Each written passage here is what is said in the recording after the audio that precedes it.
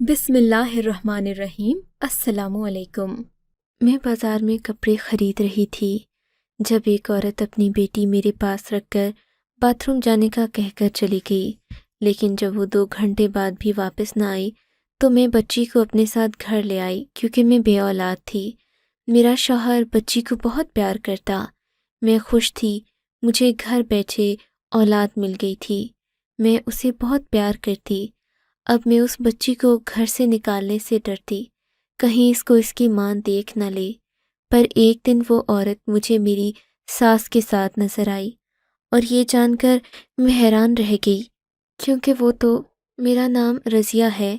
میں 19 سال کی ہوئی تو میرے ماں باپ نے میری شادی کروا دی، لیکن میری شادی کو ابھی 1 ہفتہ ہی گزرا تھا کہ مجھے ایک بری خبر ملی۔ مجھے میری باپ نے آدھی رات کو کال کی اور کہا، تمہاری بہن گھر پر موجود نہیں ہے، فوراً گھر پر آ جاؤ۔ مجھے مجبوراً اپنے شوہر کو بھی ساتھ لے جانا پڑا کیونکہ وہ بھی ہمارے خاندان کا حصہ تھا۔ جب گھر گئے تو پتہ چلا میری بہن کسی سہیلی کے گھر جانے کا کہہ کر گئی تھی اور ابھی تک واپس نہیں آئی۔ پہلے گھر والے اسے تلاش کرتے رہے، جب پتہ چل گیا کہ اب وہ واپس نہیں آنے والی، وہ کسی اور کے ساتھ بھاگ گئی ہے، تو مجھے بھی بلا لیا۔ میں اپنے شوہر کے سامنے بہت شرمندہ ہو رہی تھی کیونکہ ایسی باتوں پر شوہر اور سسرال والے بعد میں طعنے ضرور دیتے ہیں، لیکن کیا کر سکتے تھے، اور کوئی بھی نہیں تھا، ہمارا کوئی بھائی نہیں تھا، میرا شوہر ہی اس گھر کا بیٹا تھا۔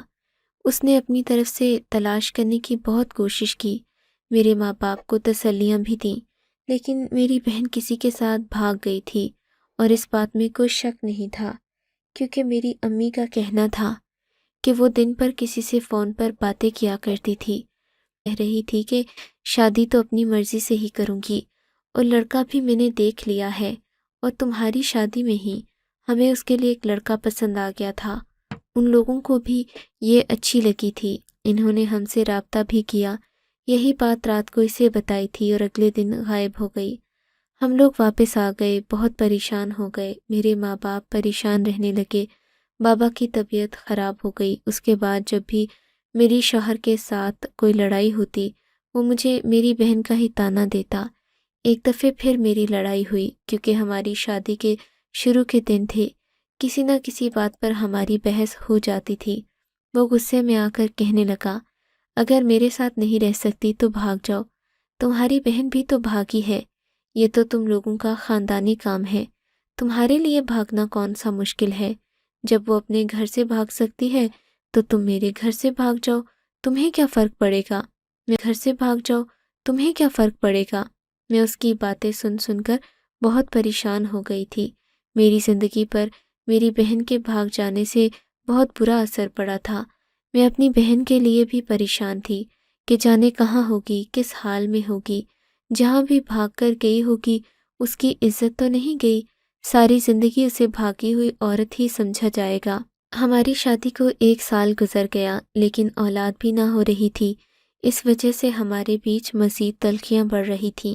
یوں تو عورت چاہتی ہے کہ شادی کے بعد وہ اپنے شوہر کے ساتھ الگ ہو جائے۔ مجھے پہلے ہی دن سے ایک الگ گھر ملا تھا، لیکن میرا سسرال تھا۔ میرے سسرال میں میری ساس، سسر اور 2 دیور بھی تھے، لیکن میرا شوہر جانے کیوں اپنے ہی خاندان کے ساتھ رہنا پسند نہیں کرتا تھا، ان سے ملنے بھی نہیں جاتا تھا۔ مجھے بھی بنا کر رکھا تھا کہ کوئی ضرورت نہیں ہے ان کے گھر جانے کی، 4 گلیاں دور تھا۔ چوری چوری 1-2 دفعے گئی تھی۔ وہ لوگ کہتے ہمارا بیٹا تو ایسا ہے، لیکن شکر ہے ہمیں اچھی بہو مل گئی ہے، لیکن جب ہم اکیلے رہتے میں سارا دن بور ہوتی رہتی۔ اگر میرا شوہر مجھ سے لڑائی کرتا تو میں سوچتی رہتی کہ سب کے ساتھ ہوتی تو کم سے کم میرا دن تو اچھا گزر جاتا، لیکن اگر میں ان لوگوں کے ساتھ ہی رہتی تو مجھے اکیلا پن محسوس ہوتا، اور اگر ہم لڑائی کرتے تو کوئی اس کو روکنے والا نہیں ہوتا کہ وہ اپنی بیوی سے جھگڑا نہ کرے۔ اب تو میرے شوہر کے ہاتھ میں ایک بات آ گئی تھی، وہ جانتا تھا کہ اس موضوع پر میں زیادہ غصہ ہوتی ہوں۔ وہ بار بار مجھے اسی موضوع پر طعنے دیتا کہ تمہاری بہن تو بھاگ گئی ہے، اب تم بھی اسی کی بہن ہو، تم نے بھی ایک دن یہی کرنا ہے۔ سارا دن میں گھر میں اکیلی بیٹھی رہتی، سوچتی کہ اگر میرے پاس کوئی اولاد ہوتی تو میری تنہائی ختم ہو جاتی، میرا دل اسی کی طرف لگ جاتا۔ دن میں اس کے ساتھ مصروف رہتی، شوہر کی باتوں کے بارے میں سوچ کر اپنا بلڈ پریشر بھی نہ بڑھاتی، لیکن اس بات سے میرے شوہر کو کوئی فرق نہیں پڑتا تھا۔ شادی کو دوسرا سال شروع ہو گیا، میں اب تک بے اولاد تھی۔ ڈاکٹر کے پاس گئی، ڈاکٹر نے کہا کہ مسئلہ مجھ میں ہے۔ میرا علاج چل رہا تھا لیکن کوئی فرق نہیں پڑتا تھا۔ بے اولادی کا علاج بھی بہت مہنگا ہوتا ہے۔ ایک جگہ سے علاج کرواتے ہوئے اس علاج کو زیادہ دیر تک قائم نہ رکھا جاتا کیونکہ پیسے ہی ختم ہو جاتے، پھر دوبارہ پیسے جمع کر کے دوسری جگہ جاتے تو وہاں پر بھی یہی ہوتا۔ جب تک مکمل علاج نہ ہوتا کچھ بھی نہ ہونا تھا۔ جب سے ڈاکٹر نے یہ کہا تھا کہ مسئلہ میرے اندر ہے، تب سے میرے شوہر مجھ پر اور بھی غصہ کرتے۔ کبھی کبھی تو مجھے اپنے شوہر سے ڈر لگتا کہ اکیلے رہتے ہیں۔ کسی دن انہوں نے مجھ پر ہاتھ اٹھانا شروع کر دیا تو انہیں روکنے کہ میرے ساتھ ایک بہت ہی عجیب واقعہ ہوا۔ بازار میں اکیلی ہی جایا کرتی تھی، میرا شوہر میرے ساتھ نہیں جاتا تھا۔ بازار میں عورتوں کے ساتھ بچوں کو دیکھ کر دل میں حسرت پیدا ہو رہی تھی کہ کاش آج میری گود میں ایک بچہ ہوتا، میں بھی اس کو بازار لے کر آتی اور میں کتنی خوش ہوتی۔ ابھی میں کھڑے کھڑے یہی سوچ رہی تھی اور کپڑے دیکھ ہی رہی تھی کہ ایک عورت میرے پاس آئی۔ اس نے میرے کاندھے پر ہلکی سی تھپکی دی۔ اس نے چہرہ لپیٹا ہوا تھا نقاب کے اندر۔ جب اس نے مجھے متوجہ کیا تو میں نے کہا جی کیا بات ہے؟ کہنے لگی آپ تھوڑی دیر کے لیے میری بچی کو پکڑیں گی؟ مجھے باتھ روم تک جانا ہے۔ باتھ روم قریب ہی تھا۔ میں نے کہا ہاں کیوں نہیں، ضرور۔ میں نے اس کی بچی کو گود میں لے لیا۔ اس کی بچی سو رہی تھی۔ بچی کے چہرے پر ایک لال رنگ کا نشان تھا جیسا کہ پیدائشی نشان ہوتا ہے، جو کہ اس کی آنکھ اور گالوں پر پھیلا ہوا تھا، لیکن پھر بھی وہ بچی اتنی پیاری تھی کہ نشان کے باوجود بھی بہت حسین لگ رہی تھی۔ وہ عورت وہاں سے چلی گئی۔ میں اس بچی کو لیے کھڑی ہو گئی، لیکن حیران میں تب ہوئی جب دیکھا کہ وہ عورت واپس ہی نہیں آ رہی تھی۔ آدھا گھنٹہ گزر گیا، میں اس عورت کو جاتے ہوئے دیکھا۔ میں بھی اس گلی میں چلی گئی، وہاں پر عوامی باتھ روم بھی بنا ہوا تھا، لیکن آس پاس وہ بالکل بھی نظر نہیں آ رہی تھی۔ اب اتنا تو رش نہیں تھا کہ کہیں کھڑی ہو اور مجھے نظر نہ آئے۔ بچی میری گود میں تھی اور سو رہی تھی کہ مزید ایک گھنٹہ گزر گیا، لیکن وہ عورت مجھے نظر نہ آئی۔ میں پریشان ہونے لگی کہ جانے کہاں چلی گئی ہے۔ میں نے اس عورت سے اس کا نام بھی نہیں پوچھا تھا، اس کی شکل بھی نہیں دیکھی تھی۔ تھوڑی دیر بعد بچی جاگ گئی، بچی نے رونا شروع کر دیا۔ اس بات کو 2 گھنٹے گزر گئے، لیکن مجھے وہ عورت نہیں مل پا رہی تھی۔ اب میں کیا کر سکتی تھی؟ عجیب سا محسوس ہو رہا تھا مجھے، سمجھ میں نہیں آ رہا تھا کہ کیا کروں۔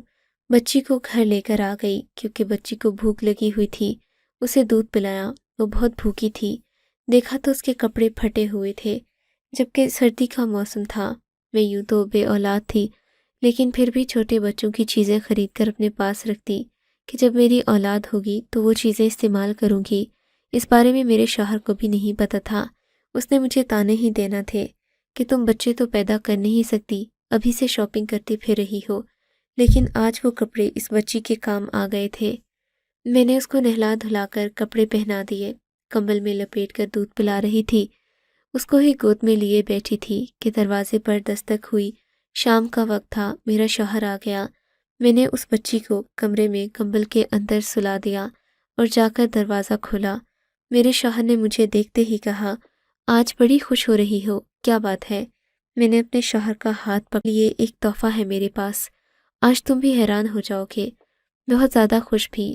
وہ حیران ہوا کہ آخر ایسا بھی کیا ہوا ہے۔ میں نے کہا کمرے میں آؤ اور پھر دیکھو کہ آج تم کس طرح حیران ہوتے ہو۔ میں اپنے شوہر کو کمرے میں لے آئی۔ میں نے کہا ایک طرف کھڑے ہو جاؤ اور ذرا غور سے دیکھیں۔ میں نے کمبل ہٹایا اور بچی نکال کر اپنے شوہر کی طرف بڑھائی۔ وہ پوری طرح حیران رہ گیا، 2 منٹ تو کچھ بولا ہی نہیں۔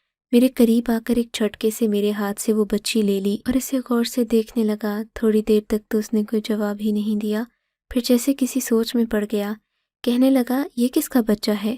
کہاں سے لے کر آئی ہو؟ میں نے کہا یہ ہمارا بچہ ہے۔ کہنے لگا کیا ہو گیا؟ دماغ تو ٹھیک ہے، کس کا بچہ اٹھا کر لائی ہو؟ کہیں تو نے اولاد پانے کے لیے اتنی پاگل تو نہیں ہو گئی کہ تم نے کسی کا بچہ اغوا کر لیا ہے؟ میں نے اس کی بات پر ہنس کر کہا، ابھی اتنی پاگل نہیں ہوئی کہ کسی کا اغوا کر لوں۔ اپنے شوہر کو ساری بات بتائی۔ میرے شوہر نے کہا، تمہیں مزید انتظار کرنا چاہیے تھا۔ میں نے کہا، میں نے 3 سے 4 گھنٹے انتظار کیا، عورت کے پیچھے بھی گئی، آس پاس گلیوں میں پھرتی رہی، بچی بھوک سے بلک رہی تھی، اس لیے اسے گھر لے آئی۔ وہ عورت جانے کہاں چلی گئی ہے، نہ مجھے اس کا نام پتہ ہے، نہ میں اسے جانتی ہوں۔ میں نے تو اس کا چہرہ بھی نہیں دیکھا۔ پتہ نہیں وہ عورت کون تھی جو اپنی بیٹی میرے حوالے کر گئی۔ ہو سکتا ہے وہ خود اس بچی سے جان چھڑانا چاہتی ہو، اسی لیے اس نے ایسا کیا، لیکن اب ہم اسے تلاش نہیں کر سکتے۔ ہم کیسے تلاش کریں گے؟ میرے شوہر نے بچی کو دیکھا تو اس کے چہرے پر بھی مجھے خوشی نظر آئی۔ وہ بھی اسے دیکھ کر خوش تھا، لیکن اس نے کہا، ہمیں ایک کام کرنا چاہیے، تم کل اسی دکان کے سامنے جا کر اس بچی کو لے کر کھڑی ہو جاؤ، ہو سکتا ہے وہ تمہیں تلاش کرتی ہوئی وہاں پر آ جائے اور اپنی بچی کو لے جائے۔ میں نے کہا، میں یہ بچی کسی کو نہیں دوں گی۔ میرے شوہر نے کہا، خود غرض مت بنو، وہ اس کی ماں ہے، ایک ماں سے جب اس کی اولاد دور ہو جائے تو اس پر کیا گزرتی ہے۔ میں نے کہا، اسے اگر اس کی اتنی ہی فکر ہوتی تو اس نے میرے ساتھ ایسا کیوں کیا؟ شوہر نے کہا، تمہیں یہ کرنا ہوگا تاکہ کل کو ہمارے دل میں کوئی ملال نہ رہے۔ اگر کل کو اس بچی کو لینے کے لیے وہ نہ آئیں تو پھر ہم اس کو اپنے ساتھ ہی رکھ لیں گے۔ مجھے شوہر کی یہ بات پسند آئی۔ اگلے دن میں بچی کو لے کر اسی دکان کے آس پاس پھرتی رہی، 3-4 گھنٹے تک وہیں پر رہی۔ میرا شوہر بھی میرے ساتھ تھا۔ میں تو دل ہی دل میں دعائیں مانگ رہی تھی کہ وہ عورت بالکل بھی نہ آئے۔ جب بھی میں کسی اکیلی برقعے والی عورت کو دیکھتی تو منہ پھیر لیتی۔ میں واقعی خود غرض ہو گئی تھی۔ شوہر نے آس پاس لوگوں سے پوچھا کہ 1 بجے والی عورت کو آپ نے دیکھا ہے؟ کہیں اس عورت نے کسی سے پوچھا ہو کہ وہ ایک عورت کے پاس بچی چھوڑ گئی تھی؟ لیکن بازار والوں نے کہا، ایسا کچھ بھی نہیں ہے۔ ہم نے اچھی طرح سے تسلی کر لی۔ اس کے بعد اسے گھر لے آئے۔ ہم نے اس کا نام صبور رکھا۔ ایک کہانی ہم نے بتائی جس میں ایک بے اولاد جوڑے کو کسی پھول سے ایک بچی ملتی ہے اور اس کا نام صبور ہوتا ہے۔ اب وہ ہماری بیٹی تھی اور ہم اس کے ساتھ بہت خوش تھے۔ ہم نے صبور کے لیے بہت ساری چیزیں لیں۔ اب ہم دن بھر اسے سنبھالتے۔ وہ بچی 7 سے 8 مہینے کی تھی، پیاری پیاری حرکتیں کرتی، کبھی چھوٹے چھوٹے الفاظ میں بولتی جیسے کاکا، بابا۔ ہمیں بہت خوشی ہوتی۔ وہ بچی بہت ہی پیاری تھی۔ میں تو اس بات پر حیران تھی کہ میرے شوہر نے اتنی جلدی اسے قبول کیسے کر لیا، لیکن پھر سوچا شاید میرے شوہر کا بھی یہی دل کرتا ہو، اس گھر میں بچے ہونے چاہیے۔ بچے تو بچے ہوتے ہیں، بچے معصوم ہوتے ہیں۔ ہو سکتا ہے اس کی ماں مجبور ہو یا اس کی ماں نے اس بچی کے ساتھ غلط کیا ہو، لیکن اب ہم اسے کہیں بھی نہیں چھوڑ سکتے۔ ہم نے اسے اپنے پاس ہی رکھ لیا۔ میری زندگی میں رونق اور مصروفیات ایک ساتھ آ گئی تھی۔ اب میرا پورا دن بہت اچھا گزرتا۔ میں پورا دن صبور کے ساتھ ہی کھیلتی، لیکن میں اسے کہیں بھی باہر لے کر نہ جاتی۔ اس بازار میں تو میں نے جانے سے ہی توبہ کر لی تھی کہ میں کبھی کسی دن اس بازار میں جاؤں، صبور کو بھی ساتھ لے جاؤں اور وہ عورت آ کر اسے مجھ سے دور نہ لے جائے۔ میرے شوہر جیسا خڑوس انسان جو فیملی کے ساتھ رہنا بھی پسند نہیں کرتا، اس بچی کے صدقے واری جاتا، پورا دن اس کے ساتھ کھیلتا، آفس سے جیسے ہی آتا پہلے اس سے ملتا، پھر کھانا کھاتا، رات میں اگر یہ جاگ جاتی تو اس کو سنبھالتا۔ میں خوش تھی کہ میرا شوہر بدل گیا ہے، اس کے اندر کتنا پیار کرنے والا انسان ہے، یہ تو آج میں نے دیکھا تھا۔ لیکن ایک دن کچھ ایسا ہوا کہ میرے قدموں تلے سے زمین نکل گئی۔ میں اپنے سسرال والوں سے ملا کرتی تھی، اپنے شوہر کو بتائے بغیر ہی ایک دن میں اپنے سسرال جا رہی تھی کہ ابھی اس گھر سے کچھ پیچھے تھی کہ ان کے گھر سے میں نے اسی عورت کو نکلتے دیکھا جس نے مجھے یہ بچی دی تھی۔ میرے قدم تو ایسے پیچھے ہٹ گئے جیسے موت کو دیکھ لیا ہو۔ میں بچی کو اپنی چادر میں چھپا کر سائڈ پر کھڑی ہو گئی، اس عورت کو غور سے دیکھا۔ یہ وہی لڑکی تھی۔ میرے سسرال میں کوئی اور لڑکی تھی بھی نہیں۔ برقع میری ساس نہیں پہنتی تھی، ویسے بھی میری ساس کا وجود بھاری بھرکم تھا۔ ہو سکتا تھا وہ محلے کی کوئی عورت ہو، لیکن میں اس عورت کو پہچانتی تھی، اس کے حلیے کو بھی۔ یہ وہی عورت تھی۔ ہو سکتا ہے وہ وہاں بچی کو ڈھونڈتے ہوئے آئی تھی، لیکن اسے کیسے پتا یہ میرا سسرال ہے؟ میں بہت ڈر گئی تھی۔ میں تو اس بچی کو اپنے سسرال والوں سے ملوانے کے لیے لائی تھی، پر واپس پلٹ گئی۔ گھر آ کر شام میں یہ بات اپنے شوہر کو بتائی۔ اس کی شکل عجیب سی بن گئی۔ وہ مجھ سے نظریں چرانے لگا، پھر کہنے لگا، تمہارا وہم ہوگا، اس عورت کا بھلا ہمارے گھر میں کیا کام ہے؟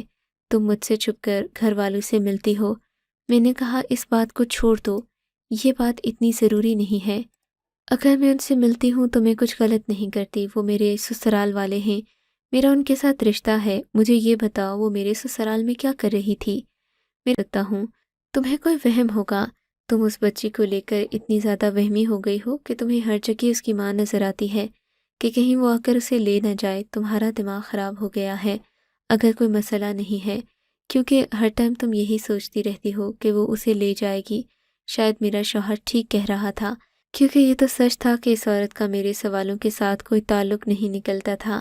جیسے مجھے اس کا نام نہیں پتہ تھا، ویسے ہی اس نے بھی میرا نام نہیں پوچھا تھا، تو پھر ایسا کیسے ہو سکتا تھا؟ لگتا ہے مجھے وہم ہوا تھا، لیکن پھر بھی میں نے سوچ لیا میں اسے لے کر گھر سے باہر نہیں جاؤں گی، اپنے سسرال بھی نہیں جاؤں گی۔ صبور کو میرے ساتھ 2 مہینے ہو گئے تھے، اب وہ چلنے پھرنے والی ہو گئی، بستر سے خود اتر جاتی۔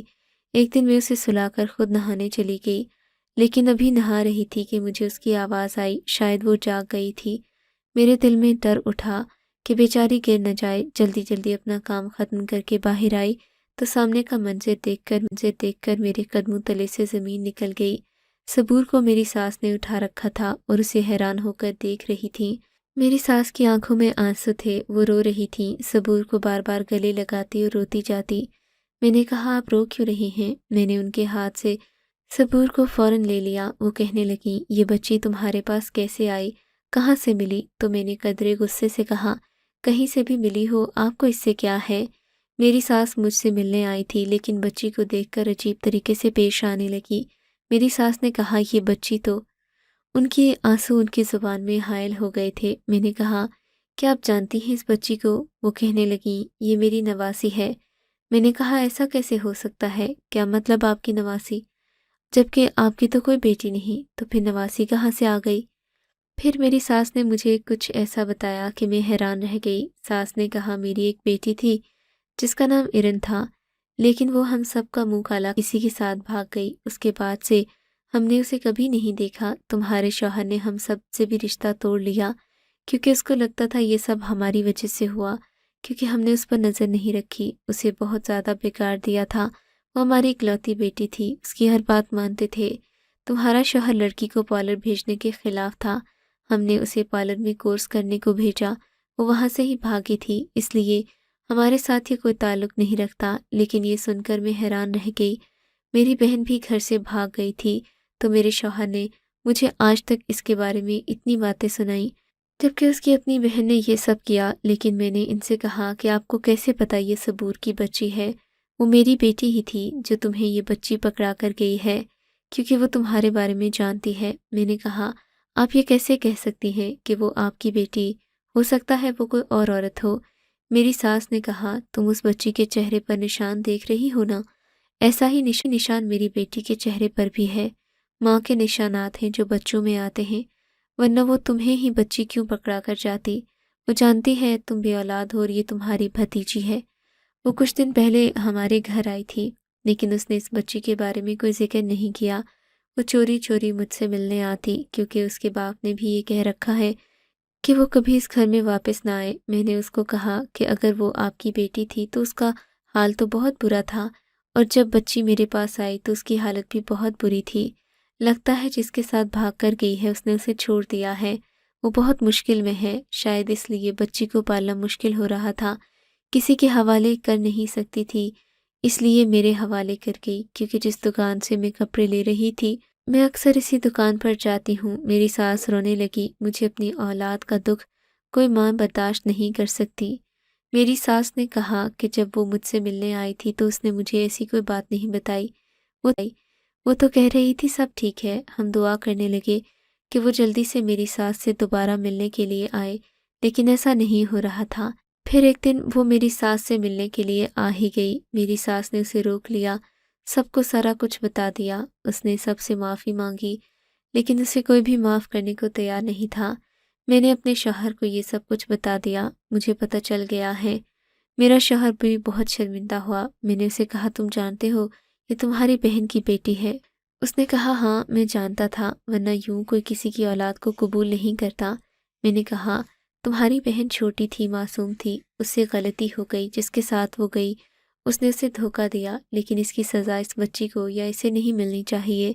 تم نے بھی تو مجھے دھوکہ دیا۔ ہر انسان اپنی جگہ غلط ہوتا ہے، پھر اسے دوسرے کیوں غلط لگتے ہیں؟ ارم کو سب لوگوں نے معاف کر دیا، لیکن اس کا کہنا تھا کہ یہ بچی آج سے آپ لوگوں کی ہے۔ وہ بھی کبھی کبھی صبور سے ملنے آتی۔ صبور میرے ساتھ میرے گھر میں ہی رہتی۔ 2 سے 3 سال بعد ارم کی شادی کر دی۔ جس گھر میں اس کی شادی کی، ان کو یہ نہیں بتایا کہ اس کی کوئی بچی ہے یا پہلے اس کی شادی ہو چکی ہے۔ اب وہ اپنے گھر میں خوشی خوشی رہتی ہے، ہم اپنے گھر میں۔ اللہ نے مجھے ابھی تک اپنی اولاد کی امید نہیں دی، لیکن اب صبور ہی میرے لیے سب کچھ ہے۔ وہ میرے گھر کی رونق ہے اور میں اس کے ساتھ بہت خوش ہوں۔ آپ کو اگر یہ کہانی اچھی لگی ہے تو اس ویڈیو کو لائک کیجیے اور اس طرح کی مزید کہانیاں سننے کے لیے ہمارے چینل کو ضرور سبسکرائب کیجیے۔ کہانی سننے کا شکریہ۔ آپ سے ملاقات ہوگی اگلی ویڈیو میں، تب تک کے لیے اللہ حافظ۔